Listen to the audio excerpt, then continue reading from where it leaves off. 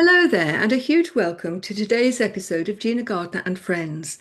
This is one of a series where I am the only person on the radio show, and I've already recorded two. One was around my early story, and then the later story of my life. And if you have listened to those, you'll know that I've overcome a very significant number of hurdles, particularly around my health. Life is a bit like that. There are very few people who go through life without trauma, without challenge. And it's within those challenges that we have the greatest capacity for growth. Now, I'd written several books before I came to write my book, Thriving, Not Surviving: The Five Secret Pathways to Happiness, Success, and Fulfillment.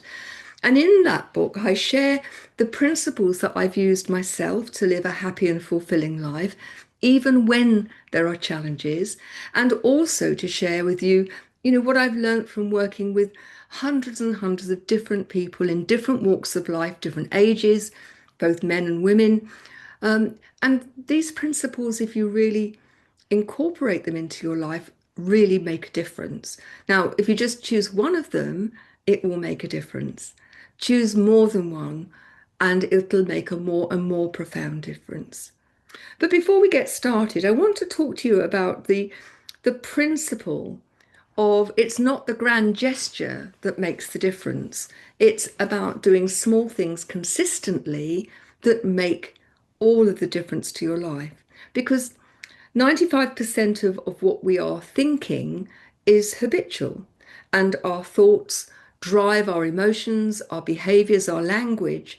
And so ultimately, if you are operating at that habitual level, it means that you are consistently reacting to things rather than being proactive and being able to actually incorporate the fact that everything in life that we do is a choice. And interestingly, that not choosing is still actually your choice. And many people fail to choose one thing or another. And so they drift along doing the same old, same old. And very often it's when we don't actively choose that it has the biggest consequence in our life. So I wanted to share those principles with you because I've been doing this show now for 5 years. I've reached 500 interviews and recognize that really you as listeners get to hear my wonderful guests, but you don't really get to know me.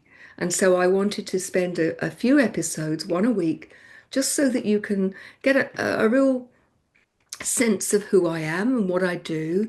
And if you're interested to come and look at my books, my products, and to act or actually work with me.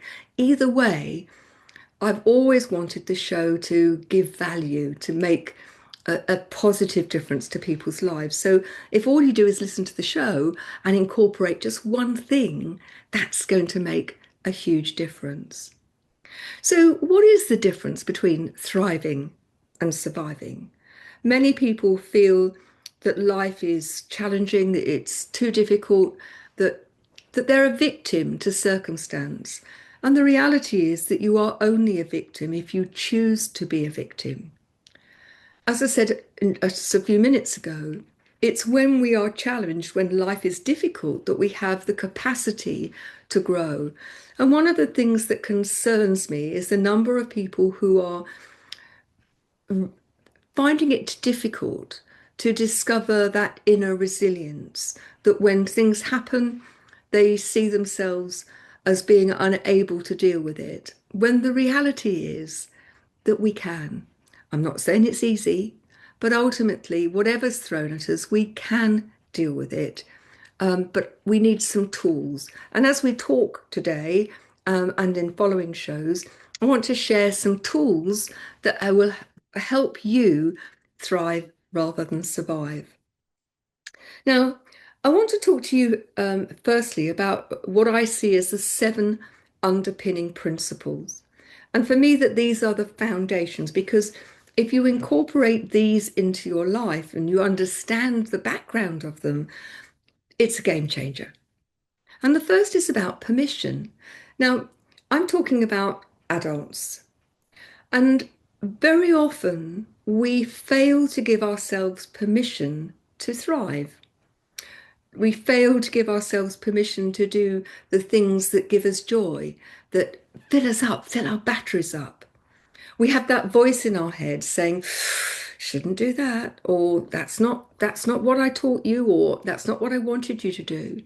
And so often the permission is actually not ours, that we're seeking, even if they are dead, even if they are not living with you.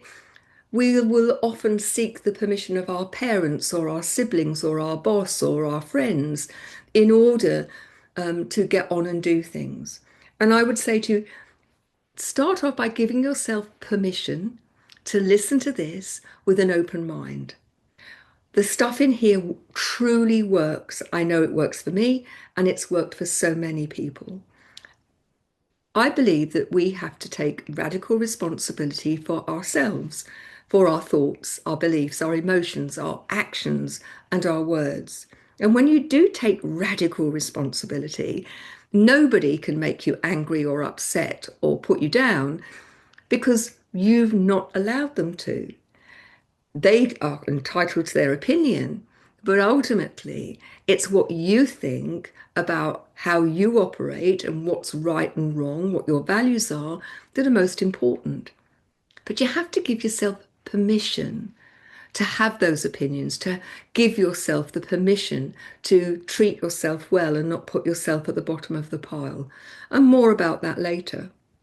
So, when you want to do something, perhaps something different, whose permission are you wanting? And think about, is it something that you would like to do or be? Or are you trying to please other people? And in doing so, instead of being your authentic, true self, that you're being something that is really hidden behind the mask of what you think other people want you to be. Because if you are hidden behind that mask, you are going to find that life doesn't treat you as well as it could, that you won't feel as good as you might, and that it will impact on your emotional health and on your physical health. Because if your emotional health is poor, it impacts on your immune system. So, how do you change it if somebody else's permission is that you seek? Is to take ownership of it and to say to yourself, I'm giving myself permission. My intention is that it's my permission to give. I don't give permission for that other person to be unkind to me. I have the opportunity to walk away. I don't have to say anything. I don't need to engage with it. I don't need to internalize it. Now, if you're listening to this, imagine that there is a cup of coffee. Somebody is offering you a cup of coffee. You can say, thank you very much, take the cup of coffee and drink it. Or you can say, no, thank you, I'm not thirsty. I won't take it. Thank you very much. You don't have to be rude, but you don't have to take it. And that's exactly the same if somebody's being unkind to you, or somebody's being rude to you, or somebody's putting you down. You don't have to internalize that unless you choose to, unless you give them permission. So have a think about that. The second of my 7 foundations is that around perspective. So, our perspective on life is how we see things, and we filter everything through our beliefs. And we'll talk in much more detail about beliefs later. But if you think about your perspective, I want to give you a couple of stories, and you can tell yourself whether or not you've been in a situation where your perception has been the reality or just a reality. Because ultimately, we all see things from a different perspective. And sometimes it's helpful, sometimes it's not. So at the moment, I'm sitting in my garden room and I'm looking at my courtyard, which is just full of beautiful flowers at the moment. But if I was sitting in my courtyard looking into my garden room, my perspective would be very different. And so is yours if you choose to consider, is this the only perspective or is there something else? And I want you to think about how you view things. Give you a couple of examples. I was working with a client and she was talking about her parents and how her parents were always incredibly critical and they made her feel small and she never felt anything was good enough. And I asked her to consider for a moment what was the motive behind her parents' criticism. Was it that they wanted to put her down, that they wanted her to feel bad? Or could it possibly be the fact that they wanted her to be the best version of herself and were perhaps being a bit clumsy about it? And she thought about it and went very quiet. And I said to her, her parents were still alive. I said to her, why don't you talk to your parents about it? Use a very neutral voice, not accusing. Don't criticize them, but talk about it to them and say, when you used to say to me when I showed you a picture and you said, oh, why don't you do this? Or you could have done that. Or when I got 96% in my exam, and when they said to you, well, there's another 4% to go, I'd like to see you aiming for 100%. That made me feel small and it's given me a really challenging sense of self. My self-worth has been coloured by that. And I just want to understand what you were trying to do. And so long as you use the neutral voice and that you do it in a very even way, not saying you were bad parents, I just want to understand. Well, she came back to the next session saying, when I talked to my parents about it, they were gobsmacked because their perception of it is we wanted to encourage you to be even better. Listen to the words. If you're encouraging somebody to be better, there is a preconception that they weren't good to start with. If you want things to be even better, then you're talking about things being okay, good now, but actually building on that and creating an even greater level of success. What was interesting, that shift in perception also had a shift in the relationship between her and her mum. So, when you make meaning of things, when you assume motive, I want you to think about, is my interpretation of that, my perception of that, the only truth, or it's my truth, but it could be something different? And I'll give you another example. And I've used this on the show, but it's really powerful. Again, I was talking to a client who, a fairly new client at that time, and they had, one might say they were very well balanced because they had a chip on both shoulders. Always people were doing the dirty on them, that they were looking for slight, they were looking for people to as they saw, to disrespect them. And on the morning of their session, they had been walking down the road, and somebody that they considered a friend was on the other side of the road, and they called over to them. I don't know what their names was, but let's just say their name was Fred, and they called, Fred, hi. And the other person ignored them. Their immediate reaction was, well, that's not very friendly. I don't like that. And they really had the hump about it. And I just suggested to them, maybe the other person was lost in thought, was trying to remember what was on their shopping list, had had some difficult news, or was just lost in their own little world. You've assumed the motive was a negative one, when the reality could be something very, very different. So if you choose to be easily slighted, you will always be slighted. If you choose to wait and see and to actually perhaps have a phone call and say, saw you in the high street, and I called out, are you okay? Because you didn't answer me. Is everything okay? What's going on? That perception is something that we create in our heads. We make meaning of everything. And our meaning is based on our beliefs. And if we believe that people are trying to do us wrong, that's what we'll see and that's what we will experience. If we believe that people want to the best for us and are kind and generous, that's what you'll see. Now, does that mean that every person will be a wrong 'un or every person will be a right 'un? No. It just is what we focus on and what we expect tends to turn up in our lives. So have a think over this next week. Just have a little bit of your head that is focusing on what's my reaction and where does that reaction come from?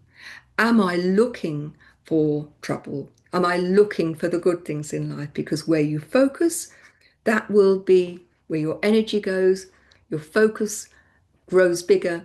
Those things are likely to happen. So if you focus on the negative, you'll get more negative. You focus on the positive, life will feel more positive. The focus that we have, and that's my third foundation, is so important. When we focus on what we can't do, our world gets smaller. And this for me was so important when I became completely wheelchair bound. And for many years, I was completely wheelchair bound. And I could have focused on all of the things I couldn't do. And at one time, I couldn't actually make a drink unless my carer had filled the kettle, put a cup down, put a tea bag in the cup, and so on. I needed to focus on what I could do. And the interesting thing is, however limited you may be, you can do more than you perhaps realize, more than you recognize. And so I want you to think about all those things that you can do and think about how different will your life be if that's your focus rather than what you can't. I can't be a ballerina. I can't go mountaineering. There are lots of things that I can't do. But ultimately, I look at what I can do, and I can, even when I was at my most limited, I could use my brain, my eyes, my ears. I could speak, my hands worked. I just couldn't walk. And so my life was limited in one sense, but by focusing on all of the other things, I opened it up and life became richer, far better than it would have done. So, where's your focus? Is your focus on all of the things that are going wrong? And make no mistake, if your focus is on those, you will find them. There's plenty of stuff going wrong. Or are you focusing on the good things? I want to carry on with my 7 foundations for living an amazing life, a life that's full of love. And love is my next foundation. Now, there are many types of love. There's the intimate, wonderful love that you can have with a partner. And I would suggest to you that looking to have an interdependent, loving relationship rather than a dependent, loving relationship is when things are going to go well. I work with couples, and very often I have found that where the relationships have been rocky, that there has been a dependency rather than an independency. And I'll explain what I mean. It's been quite common for people to say, I want a man in my life because that will complete me. I want somebody in my life who's going to organize things and protect me. And that's all well and good. But ultimately, if you are already feeling complete, if you already love who you are, wobbly bits and all, and you come into a relationship from that standpoint of knowing that yourself and knowing that you appreciate who you are, that you've got a good sense of self-worth, and that you are going to enrich your life by having someone in your life that you can engage with who is also feeling that they know themselves and that they love who they are, then you have a relationship which is not, the power base is even. You don't need somebody else to make you happy. And we'll talk about happiness later on in the show. Having somebody in your life to enrich your life and for you to enrich theirs is a wonderful thing. The problem, if you're dependent upon somebody to make your life good, then you are always going to be at their mercy. You're never going to be able to have a life that is complete, because if they're in a bad mood, that's going to affect you. If they suddenly withdraw their support, their love, whatever, you're going to be devastated. And so this is about loving unconditionally, but ensuring that the most important relationship that you'll have is that with yourself. And we're going to talk about relationships in another show, but I want you to think about love and what does it mean to you? What behaviors do you need to experience in order to feel love? There's the love of parents for their child, of siblings, of friends, love for your animals. I've got two kittens. Um, if I didn't love them, then clearing up after them and the damage that they do would be feeling very, very different. Loving nature, loving art, music, sport. There are so many different manifestations of love. I talk about love in business, and people sometimes say, well, that's a bit pink and fluffy. But I'm talking about compassion and kindness and people knowing that you really care about them. And if you do that as a leader, then you can actually be much more exacting of people, because when you say that's not good enough, they don't see it as you being criticizing them and having a go. They see it as you caring about wanting them to be a better version of themselves. And so think about love. What does it mean to you? How do you need to experience it to feel good? And is it a transactional thing? I will do this for you if you do this for me. An unconditional love, I would say to you, is where the real power is. And a love for your fellow man, whatever color or creed they are, doesn't matter what sex or shape or orientation or religion, having a love for other people, I would say to you, is such an incredibly important and powerful thing to do, not only for them, but for you. Because if you come from a place of love, you are going to be less fearful. Imagine a continuum. At one end is fear, at the other end is love. And you'll be somewhere along that continuum, and the chances are that that continuum will look different in different situations.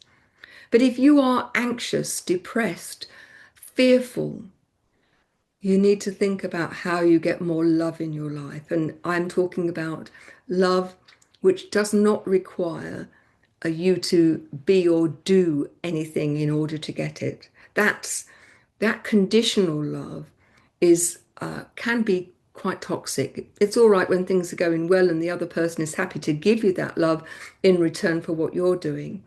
But it's very destructive if people then withdraw emotionally. And I've seen so many intimate relationships from clients where one partner uses their emotional presence as a weapon. If you don't do what I want, well, I withdraw. I'll be distant, I'll be cold. And you need to think about if that's you, then it's time to think about how you can change that. Starting point is about loving you, doing that deep work inside to actually have a great sense of who you are, to develop your self-worth and your confidence. And if you need help, then do reach out. And there's lots of things on my website, genuinely-you.com, free things, very inexpensive things that can help you. You don't have to do this on your own.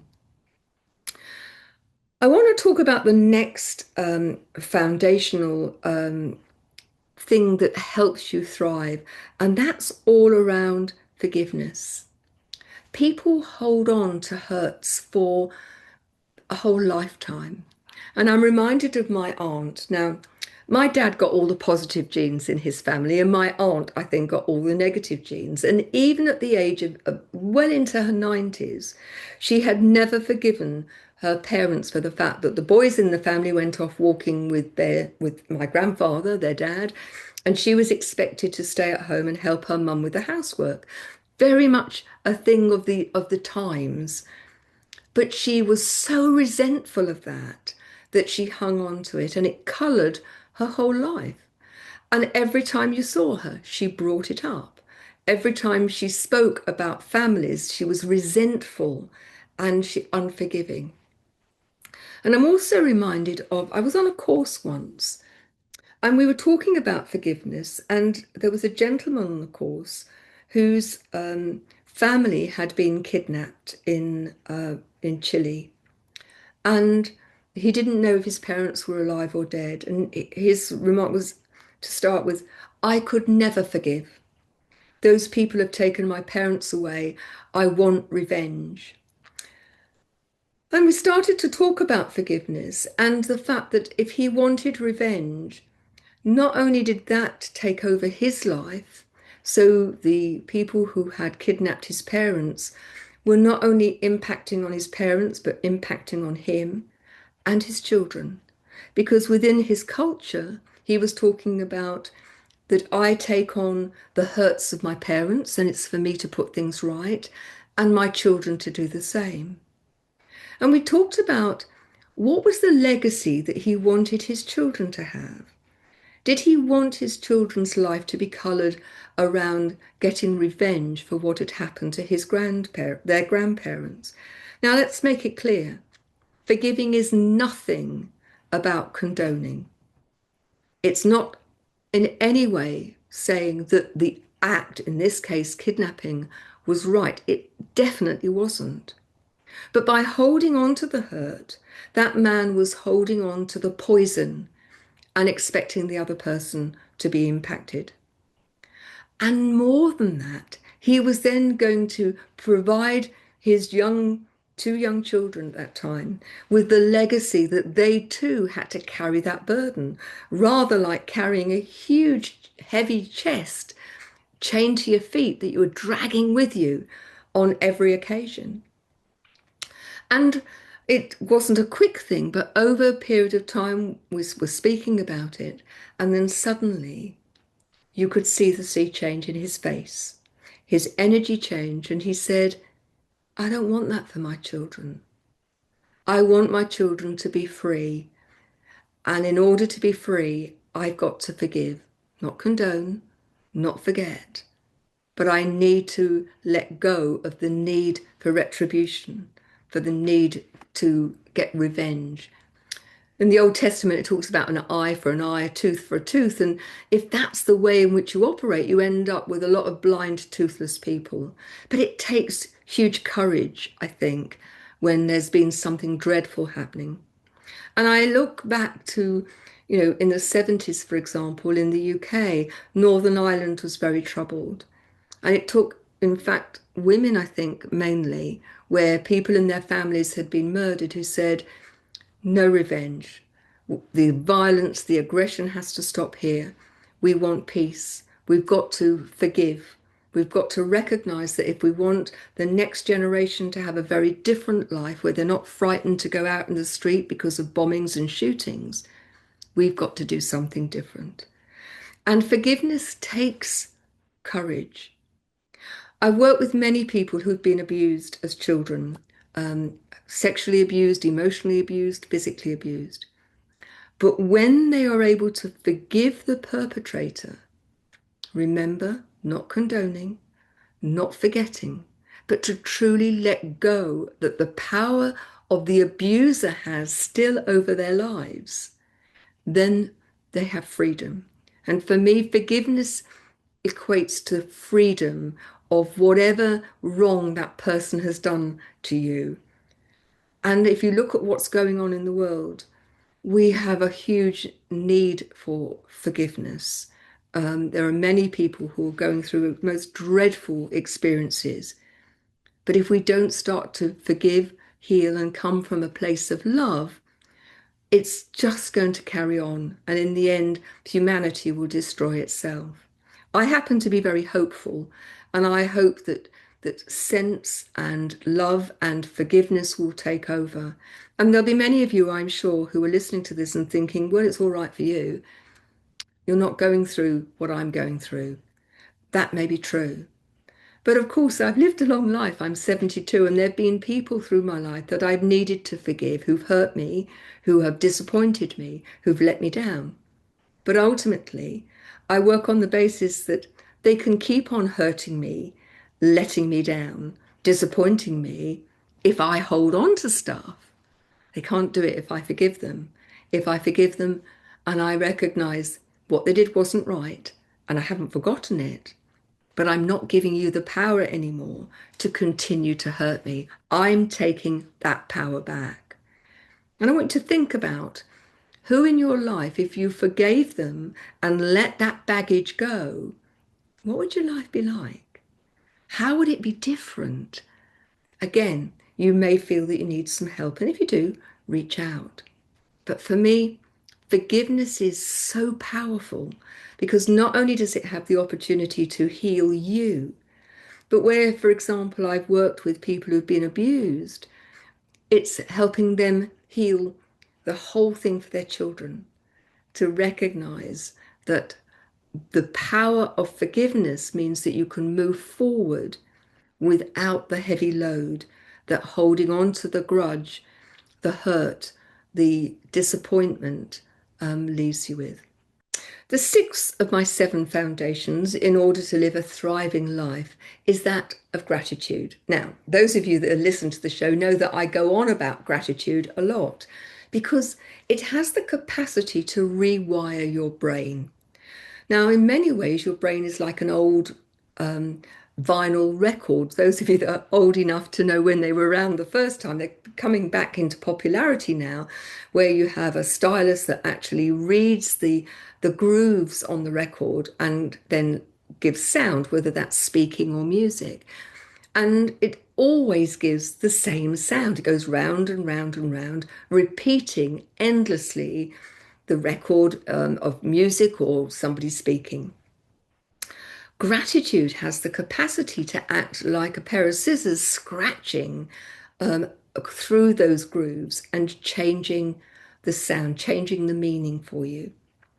And I think it's really easy to do that if you make it the gratitudes about small things in life. And so I teach my clients to collect gratitudes.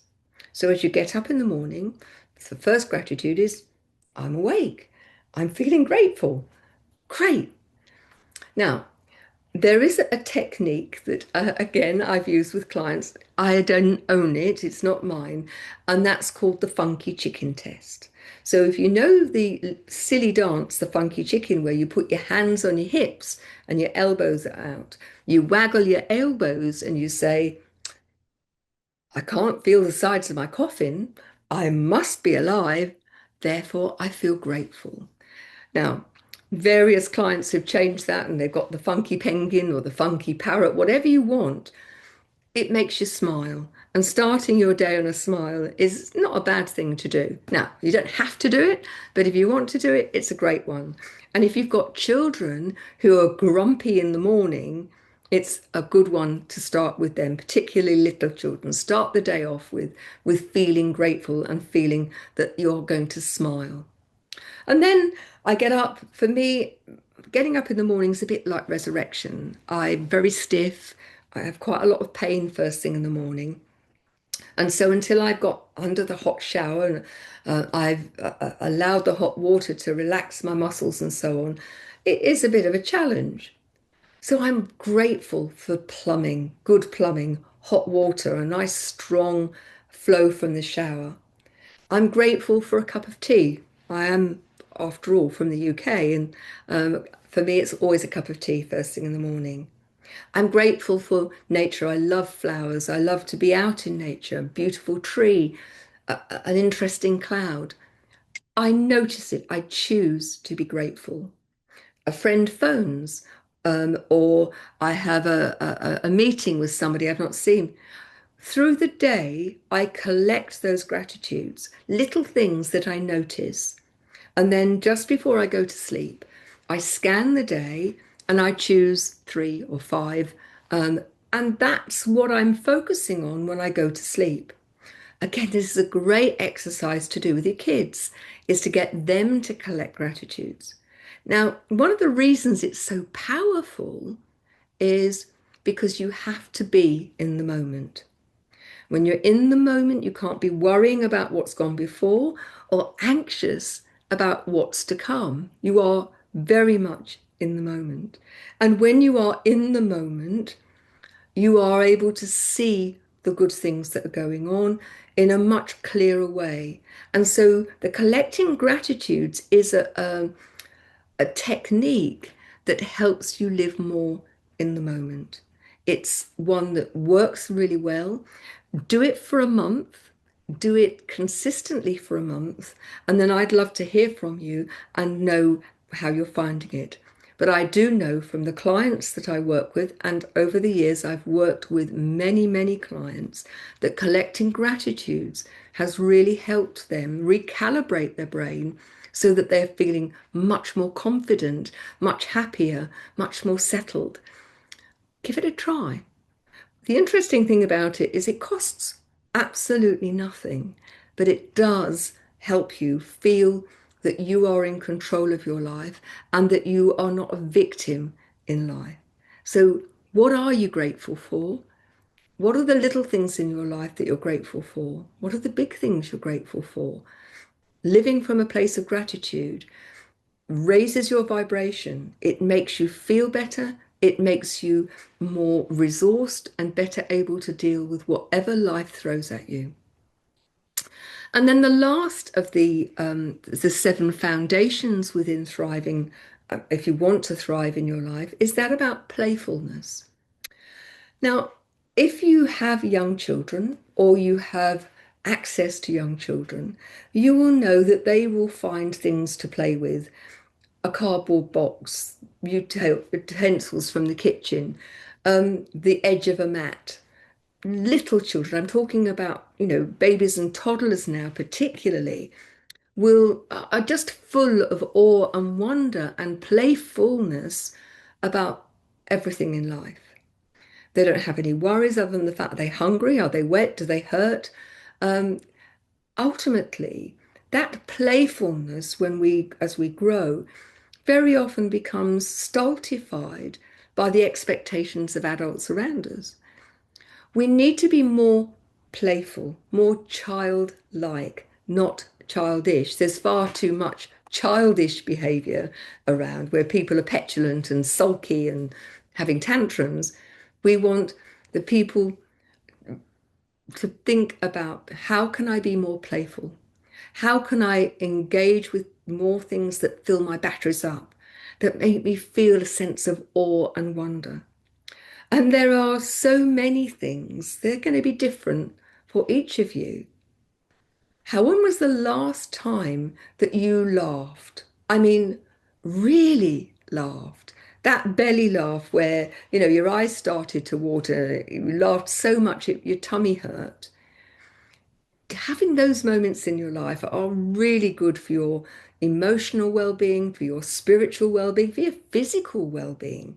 Laughter is a huge antidote to stress. And when you're being playful, then you're much more ready to laugh. So how can you get more playfulness in your life? And, if that's something your life is too serious, how can you factor that in? It doesn't have to cost money. And I think lots of people equate playfulness with entertainment. Yeah, it's great to go to a play or a concert or to go out for dinner or all of those things. But that's entertainment, not playfulness. When was the last time you got down on the floor with your kids and actually played a game of Monopoly? Mind you, if you were anything like our family, Monopoly led to significant challenges. So something that makes you laugh, makes you have a sense of fun. And that's a choice. Because if you look for it, you will find opportunities. If everything is serious, back to the focus. If everything is serious and you're focusing on what's going wrong, very hard to be playful. So think about being playful. So those are my seven foundations: permission, perspective, focus, love, forgiveness, gratitude, and playfulness. And if you like, these are one of those things that if they're missing in your life, it's very difficult to sustain success over time. Now, you might think, well, I haven't got any of those in my life. Well, don't try and do them all at once, just choose one. And the easiest one, I think, is gratitude, followed by focus. But you choose, think about it. I think probably the most important thing about this is that you start to do things intentionally, to do things consciously rather than be a victim to what's always happened before. And if you don't change things, what's going to continue happening? And so it is that taking your awareness into aligned action. So being aware that you need to give yourself permission is one thing, but if you don't physically, emotionally, intellectually, mentally give yourself permission, nothing will change. Knowing that gratitude is a great thing to have, a great thing to be engaged in, is one thing. But if you don't do anything about being grateful, then nothing will change. Remember, it's the small actions consistently taken over time that are going to make the difference rather than the grand gesture and then you don't follow it through. Have a think about it. Now, I also think that there are seven connecting themes, and these themes are, if you like, the foundation principles, and the connecting themes are like the weft and warp in warp, the threads in a tapestry. Warp and weft. Thank you very much. That's my brain has suddenly gone dead. And they interact, they're not independent. So, the first of the connecting themes is that of mindfulness. And I've just been talking about intentionality, the quality of your thoughts. How often do you think about those? How often are you intentional about doing things?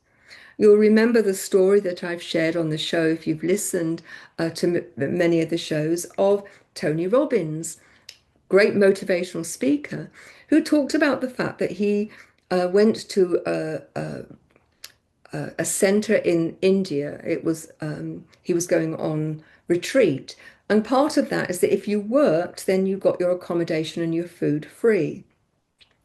And the work that they gave him on the first day was to wash up. But he was in a very small hut. He's a huge man, and he was bent double. It was very hot, and he did not enjoy the first day. He then went to sleep that night on a bed that was at least 18 inches too short. And overnight, he started to talk to himself, and I have a choice. I can choose to be fed up. I'm here for 3 weeks. I can choose to be fed up, or I can be intentional about having a good time. And so the next day, he went in with a very different attitude, and he laughed and joked with the other people. The day went quickly, and he enjoyed it much more. He was intentional about how he wanted to live that day and each day for 3 weeks. So, are you intentional? Or do you just let things drift along and put up with how it is? You can be intentional about anything.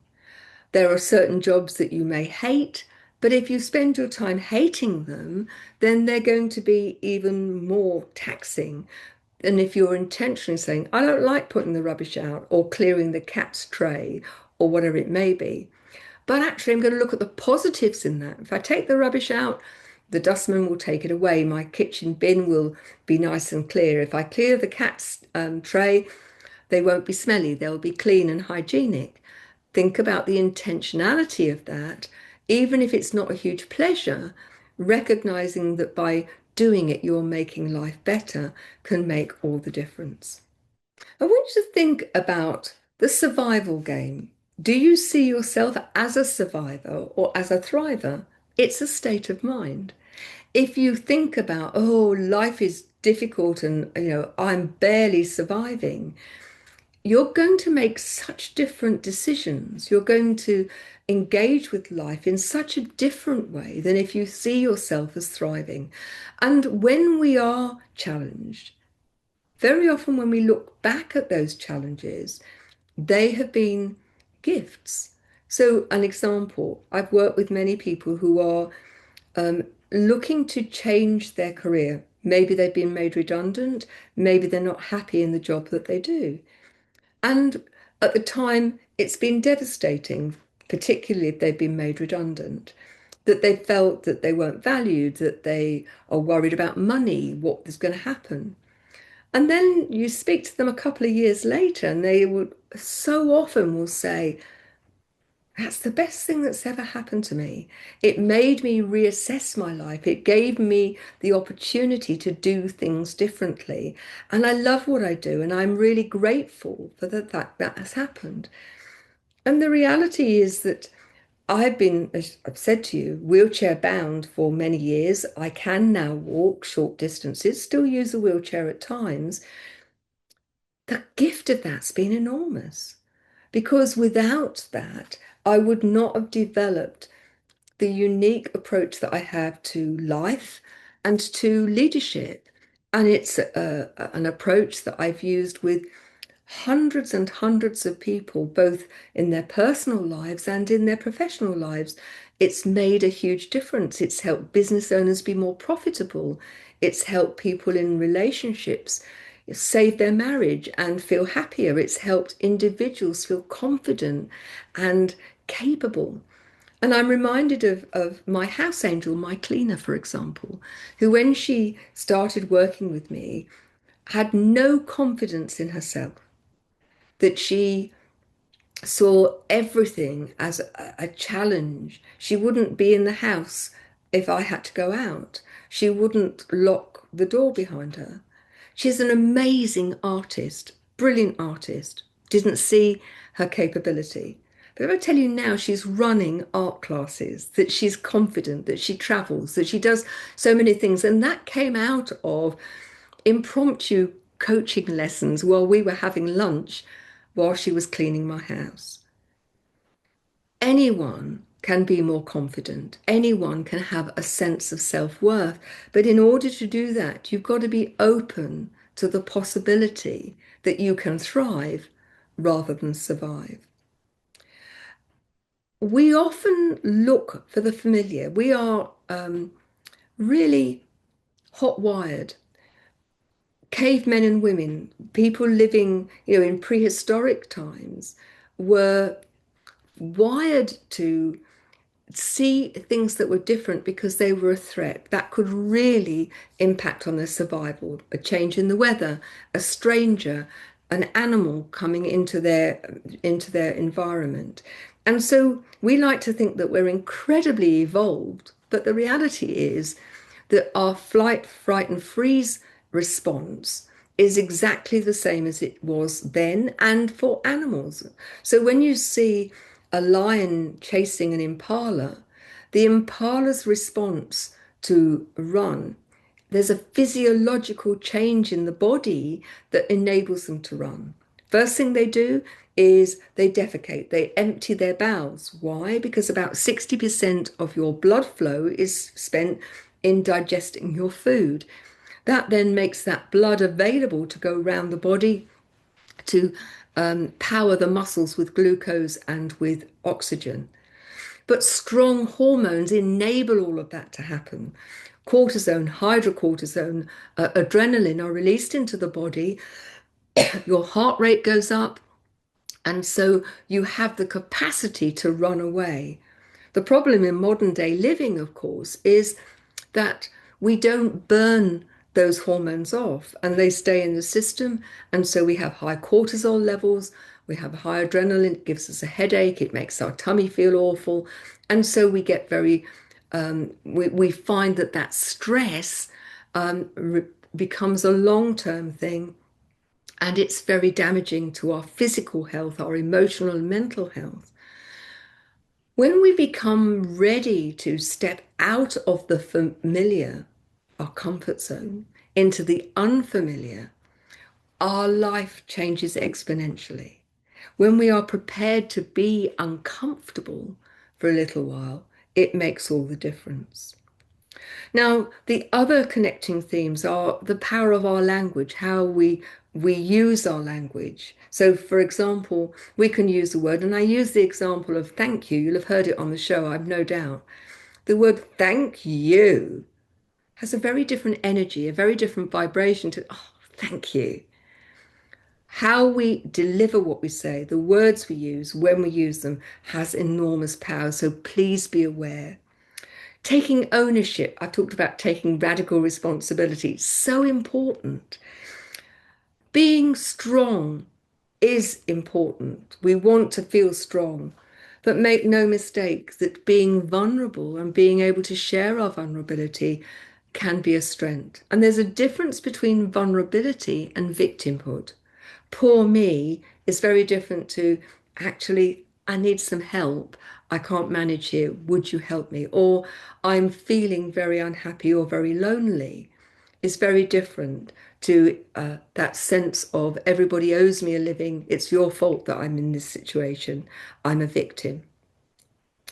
And then, last of the connecting themes is that of having faith.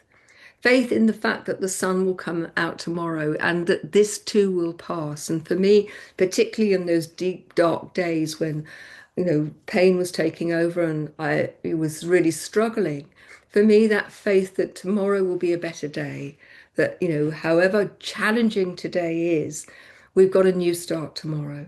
Having faith in ourselves that we will manage, having faith that other people are there and will, there will be people there to support and helping us. Having faith in our God or in the universe or in nature, whatever works for you, but having faith in yourself and in something bigger than yourself makes a huge difference. Now, I've shared a huge amount with you in a very short time. And if you're interested in the book is available on Amazon. It's called Thriving, Not Surviving. It goes into much more detail, and I'll share more with you as we go through these episodes where I'm taking the episode for myself.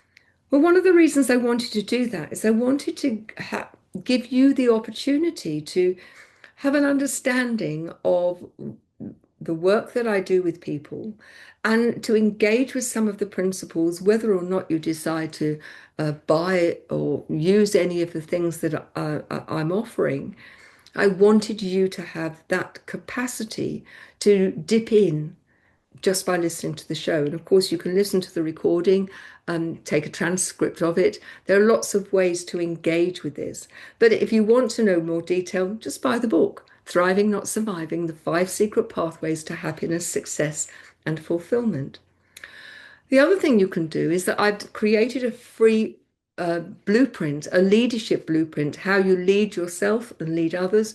It's completely free. There's cost is not going to get in your way.